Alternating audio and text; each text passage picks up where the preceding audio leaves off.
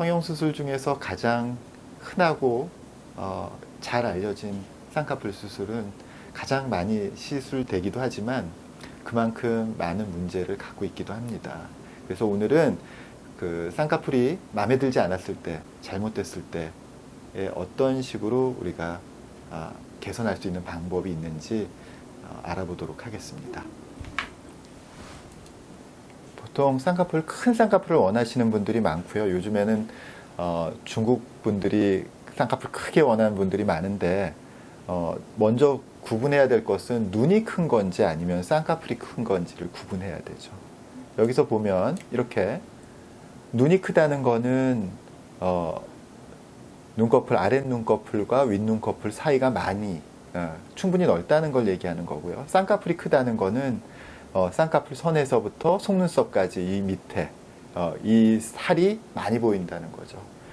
이 두 가지가 조금 구분되어야 하는데, 물론 이 쌍꺼풀 라인 자체가 너무 좁으면 쉽게 이 쌍꺼풀 위에 있는 살이 아래쪽으로 내려와서 속눈썹을 건드리기 때문에 눈을 작게 보이게 되는 원인이 되죠. 그래서 속쌍꺼풀이라는 게 바로 그렇게 쌍꺼풀 라인이 너무 낮아서 아래쪽까지 이 위에 있는 쌍꺼풀 위쪽에 있는 이 윗살이 이 속살을 완전히 덮고 그 아래쪽에 눈을 가리는 현상이 생기는데 그런 경우를 이제 속쌍꺼풀이라고 하고, 바로 이제 그런 이유 때문에 속쌍꺼풀보다는 어느 정도 이 쌍꺼풀 라인이 쌍꺼풀의 높이가 필요하긴 하지만 이게 또 너무 넓으면은 오히려 눈을 뜨는 게 더 불편할 수도 있고 또 생각보다 눈이 작아 보일 수도 있습니다.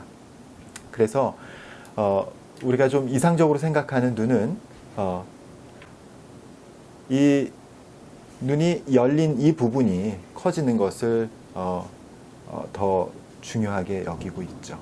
아랫 눈꺼풀하고 윗 눈꺼풀 사이의 거리를 좀 더 뜨게, 좀 더 넓게 만들어주는 게 바로 눈매 교정이고, 그러므로 인해서 눈동자가 좀 더 크게 보이도록 하는 게 요즘 가장 많이 얘기되고 있는 눈매 교정의 눈매 교정술이라고 하고, 쌍꺼풀을 만드는 것은 그것과는 조금 다른 얘기입니다. 이 사람은 한쪽 눈은 쌍꺼풀이 없고 한쪽 눈은 쌍꺼풀이 있어요. 쌍꺼풀이 없는 눈은 눈을 감고 눈을 떴을 때 속눈썹이 있는 부분이 위쪽으로 올라가고 그 위쪽에 있는 살이 아래쪽으로 내려오는 현상이 발생합니다. 그래서 자기가 눈 뜬 것보다도, 지금 여기서 자기가 눈을 뜬 것보다도 피부가 더 아래쪽으로 내려와서 실제로는 자기가 눈 뜬 것보다 눈이 더 작게 보이는 게 쌍꺼풀이 없는 사람이고요. 쌍꺼풀이 있는 사람은 피부가 눈썹하고 눈 사이 중간에서 접혀서 아래쪽으로 처질 피부가 눈하고 눈썹 사이에서 접히기 때문에 아래쪽으로 눈을 처지지 않고 자기가 뜬 눈을 충분히 다 노출할 수 있게 되는 거죠. 쌍꺼풀 라인이 잘 접히지 않는 경우에는 위쪽에 쌍꺼풀 라인을 대신하는 또 다른 라인이 생겨서 쌍꺼풀이 여러 겹치는 문제가 생기기도 합니다. 쌍꺼풀이 없는 눈은 이렇게 속눈썹이 속으로 쏙 들어가 있어요. 이유는 속눈썹 앞쪽으로 피부가 이렇게 덮이기 때문에, 이렇게 눈을 떴을 때 눈을 덮고 있던 이 피부가 여기서 이렇게 접히는 게 쌍꺼풀이거든요. 그런데 제대로 접히지 않고 아래쪽을 이렇게 피부가 처지는 현상이, 쌍꺼풀이 없으면은 이 아래쪽으로 피부가 이렇게 처지고 눈을 이만큼 떴는데 요만큼은 가려지게 되는 거죠. 그게 바로 이 부분이에요. 이 사람의 실제 눈은 한 이 정도까지는 떠 있는데 그 앞쪽으로 피부가 이렇게 덮여 있는 거예요. 쌍꺼풀이 있는 사람은 피부가 중간에 이렇게 접혀서 눈을 감았을 때 이렇게 펼쳐졌던 피부를 중간에 접어줘서 아래쪽으로 처지지가 않는데, 쌍꺼풀이 없는 사람은 눈을 이만큼 떴는데 아래쪽으로, 그 아래쪽으로 피부가 이렇게 처지게 되는 거죠. 그러니까 쌍꺼풀이라는 건 바로 피부를 적당한 지점에서 잘 접어주는 게 바로 쌍꺼풀 수술이라고 하고, 접은 티가 잘 나지 않도록 만드는 게 쌍꺼풀 수술이라고 할 수 있습니다. 간혹가다 쌍꺼풀 수술 한 사람들 보면 이렇게 중간에는 진하고 이 옆에는 연한 이런 경우가 있어요. 이거는 아래쪽 살하고 위쪽 살하고의 레벨을 잘 맞추지 못한 이유예요. 그래서 이 부분은 튀어나와 있고 요 아래쪽 부분은 쌍꺼풀 선을 기준으로 해서 아래쪽은 들어가 있고 위쪽은 튀어나와 있어서 그 사이에 그림자 가지고 그래서 검게 보이는 거고, 주변에는 요 살하고 요 위에 살하고 아랫살 사이에 레벨 차이가 없으니까 흉터가 잘 보이지 않는 거예요. 그래서 사실 실제로 쌍꺼풀 흉터라는 건 흉터 자체가 문제가 아니라 이 쌍꺼풀의 윗살하고 아랫살이 서로 레벨이 맞지 않아서 이런 현상이 생기는 경우가 많습니다. 또 매몰법에서도 이렇게 라인이 고르지 않으면은 흉터가 없더라도 접히는 라인이 고르지 않기 때문에 모양이 안 예쁘고 라인이 고르지 않은 원인이 될 수가 있습니다. 그래서 절개법은 흉터가 뚜렷하고 매몰법은 흉터가 뚜렷하지 않다. 이거는 사실은 항상 그렇지는 않다는 걸 아셔야 되고, 절개법이라고 해도 라인을 고르게 잘 만들면 사실 표시가 잘 안 나고, 매몰법이라고 해도 이렇게 라인과 라인 사이가 자꾸 엇갈리게 되면은 쌍꺼풀을 눈을 떴다 감았다 할 때 그 쌍꺼풀이 제대로 접히지 않고 고르게 접히지 않기 때문에 마치 흉터가 굉장히 큰 것처럼 느껴지게 될 수 있습니다. 재수술이 필요한 경우 중에 가장 많은 경우 중에 하나가 속눈썹이 들려 있는 경우예요. 속눈썹이 들려 있으면은요, 이렇게 속눈썹 아래쪽에 있는 흰 살이 보이게 되죠. 이건 아까도 제가 말씀드렸듯이 이 쌍꺼풀 라인을 고정을 할 때 너무 위쪽으로 당겨서 고정을 했기 때문에 생기는 현상이고, 특히 속눈썹이 올라간 쪽이 대개 중앙 내지는 바깥쪽에 많기 때문에 밑에 살이 전체적으로 밑에 흰 살이 보이는 경우가 많고, 이런 경우에는 전체적으로 쌍꺼풀 라인의 고정을 약화시켜서, 그렇다고 해서 눈이 작아지는 게 아니거든요. 그 고정을 약화시켜서 눈을 정상화할 수 있습니다. 이렇게 속눈썹이 들린 경우가 많이 있어요. 속눈썹 들린 경우는 주로 안쪽보다는 바깥쪽에 더 심하게 될 수 있습니다. 쌍꺼풀을 원하는 라인에 생기지 않고 그 위쪽에 또 다른 쌍꺼풀이 생겨서 이중으로 쌍꺼풀이 되는 경우가 있어요. 이거는 눈 위쪽에 지방을 너무 많이 제거했거나 아니면 유착을 만들었기 때문인데, 이 유착을 잘 풀어주고 새로운 라인을 견고하게 고르게 만들면 이런 문제가 해결될 수 있습니다. 물론 까다로운 수술이고 경우에 따라서는 눈 위에 지방을 주입해야 되는 경우가 있을 수 있습니다. 여기서 지방을 주입한다고 해서 눈을 퉁퉁하게 만드는 게 아니라 바로 유착을 풀어주고 그 풀어진 유착을 풀어진 상태로 유지하게 하는데 지방을 유착된 부분에 주입하는 것이 도움이 될 수 있습니다. 쌍꺼풀 라인이 너무 높을 경우에는요, 오히려 눈 뜨는 것을 불편하게 할 수 있습니다.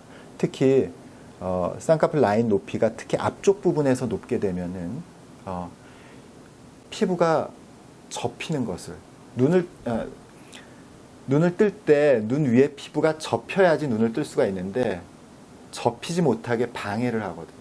되게 두꺼운 피부가 여기서 접히지 못하게 방해가 되기 때문에 이걸 제대로 풀어주지 않으면 오히려 쌍꺼풀은 크지만 눈이 작은 현상이 생길 수 있습니다.